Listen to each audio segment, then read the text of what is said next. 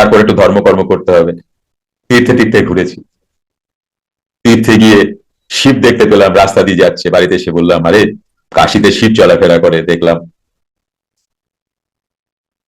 তারপরে ধীরে ধীরে ধীরে ধীরে ডাক্তার হয়েছি, নেতা হয়েছি, এই হয়েছি সেই হয়েছি, হয়ে আজ আমি এই জায়গায়, মানে সমস্ত রূপ কিন্তু আমার আছে। যোগীরা একটা জায়গায় বলছেন যে আমরা যে ছিন্ন মস্তা রূপ দেখি, যে 108 মালা, এটা হচ্ছে আমাদেরই 108 পশু বৃত্তি, যেটা আমাদের মধ্যে আজও আছে।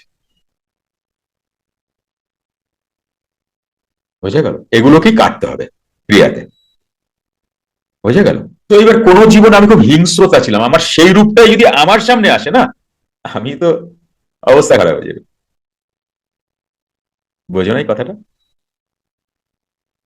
কখনো হরিণ হয়ে বাঘের পেটে গেছি, কখনো বাঘ হয়ে হরিণ খেয়েছি। ব্রহ্মগুরুর কথা, বুঝতে পারছে? এইভাবে আমরা তো বারবার বহু জন্মনি ব্যতিদানি ঘুরছি। এই শেষের দিকে এসে জানতে পারলাম, যখন মোহনায়, তখন আমরা জানতে পারি। তো যাই হোক, এখানে আসি।